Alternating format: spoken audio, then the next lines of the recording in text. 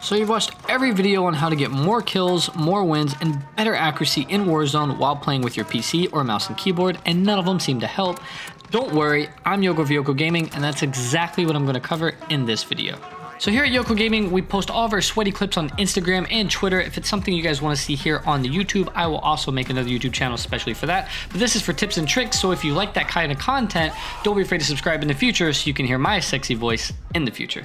Now let's get into this video. So one of the first things we need to know is that on PC, there is a lot of ways to improve your aim. I mean, there's all kinds of aim trainers and things like that. Now I'm not going to go into those specifically because I think the people that are seeking to have that type of aim are kind of already familiar with all that, but I just wanted to state that it is out there. Some of them are free. Some of the better ones that I've watched reviews do cost about, 20 or 30 bucks a month, something like that. But if you're really addicted and you have addicting personality to kind of improve your accuracy, that could be something you do.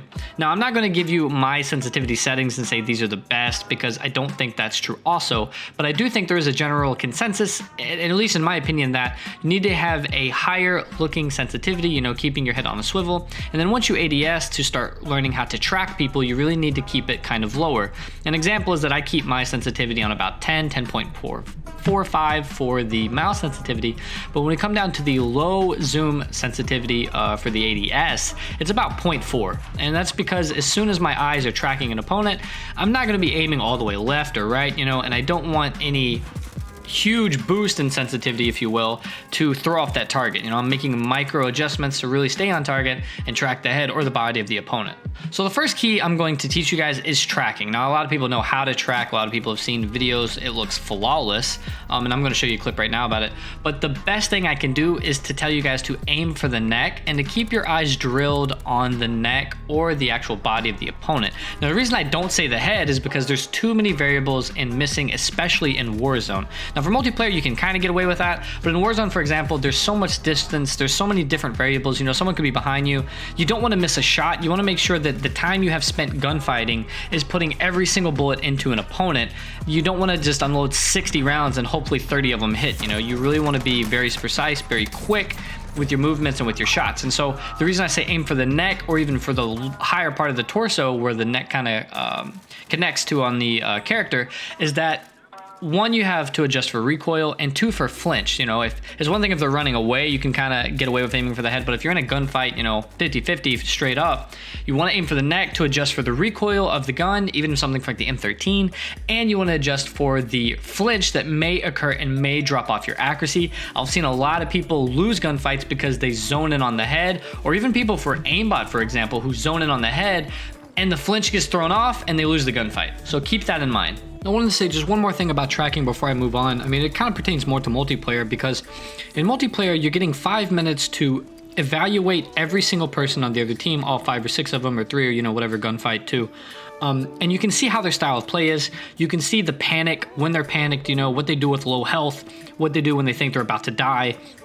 Do they slide a lot? Do they drop shot a lot? Do they jump a lot? I mean, this will help you for your tracking, as on PC, you don't have the aim assist to help that. So you really are going not just off muscle memory, but also you need to be going off the memory and the conscientiousness of the person that you're playing with. And so be looking at the names specifically when you're killing people in multiplayer and try to get an idea of their playstyle to counter this. Now, coming from a fighting background who played fighting games professionally, amateurly, whatever you want to call it, this is a good thing to just keep in mind, is you're always trying to not just outperform them, right? People get into this rent where I'm a really good player, therefore I can run in there and kill them.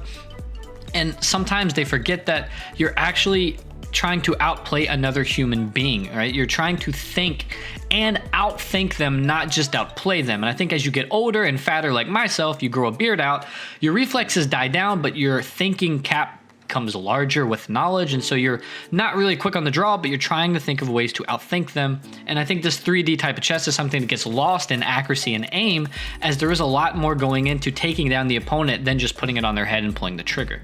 Now, one thing that's going to increase your accuracy considerably is consistency. Now, I know that sounds stupid, but hear me out. Football players aren't changing their football cleats every single game. Baseball players aren't changing their bats and gloves out. NASCAR drivers aren't changing their steering wheels and pedals out. All right, there's a reason for this consistency. Now, Tfue, for an example, swears by the RAM, all right, and he makes it look amazing.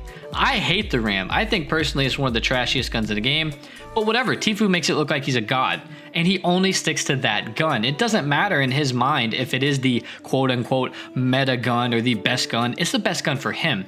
And so I think what I'm saying is you need to find a gun that is good for you. Don't just get sidelined because a video comes out and someone says that this gun is the best overall gun. It may be true statistically, but there may be a skill gap ceiling with that as well. The FAL is a great example. The FAL drops in 2 shots in multiplayer, and I think it's 3 to 5 shots, maybe even less than that in Warzone if you had headshots. But the skill gap with that is enormous, and you're constantly having to trick your finger unless you're running a script or something, so there's a skill gap to it. But I personally use the Odin.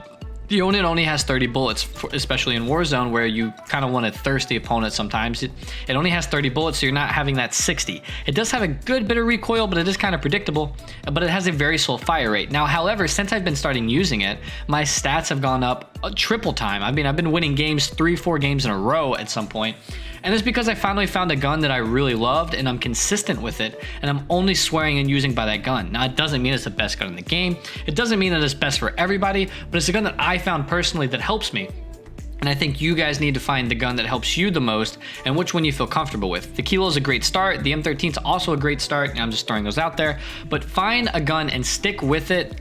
And that goes for the sensitivity too. Obviously play around with your sensitivity until you feel comfortable, and then maybe once a week or so try to go up or down and try to work on it. But you shouldn't be, you know, going to 10 sensitivity, for example, and then dying like, oh crap, you know, it's too much, and then going to 8 sensitivity and then back to 9 the next game because you're getting frustrated. Like, you know, if my sensitivity was too high, I would have killed him, or it was too low. No, you need to kind of sit down for a day. Don't really worry about winning and focus on that sensitivity, keeping everything consistent as possible. Now, one thing I'll also say that you see in high level play is patience. You know, especially if you're playing solos, it's a little different. You can kind of gun someone down on sight and kind of just throw caution into the wind. But as you start playing duos, trios, and even quads, just because you see one person, and even if you can kill them without them killing you, it doesn't mean that 2 or 3 people are not behind them. So do not be afraid to survey the land first before you really take that shot. I cannot tell you how many times I've had to tell my teammate, they're like, all right, I got one on me. I'm like, no, wait, you know, just give it like 2 seconds, like 2 seconds. Let the whole herd pass, and then we'll slaughter them all. And it's worked. I mean, and there's also times where I've not been able to make the call fast enough, and they kill one person, and then they just get swarmed by 3 or 4 of them, and now we're all in gulag, and now we're pissed off at each other, and now we're hitting play again like nerds, all right? So patience is definitely a virtue. I know that's something your grandparents maybe told you, maybe your parents told you. Well, now it's something I'm telling you. It's definitely a virtue. You want to keep patience when playing duos, trios, and quads. In multiplayer, this can be a thing for search and destroy. Other games with respawn, I mean, if you die, it's like, whatever, you know, as long as the objective itself isn't being maxed out, even unless it's something like Team Deathmatch, there's not really too much emphasis on it. But talking strictly for Warzone as an example, really try to get an idea of your surroundings, listen before you shoot, try to figure out how many people are there. Is there going to be a third party if you shoot someone, you know? All I'm saying is patience. So the next thing I'm not going to tell you is Juggernaut, because I think that's fucking stupid and it shouldn't be in the game.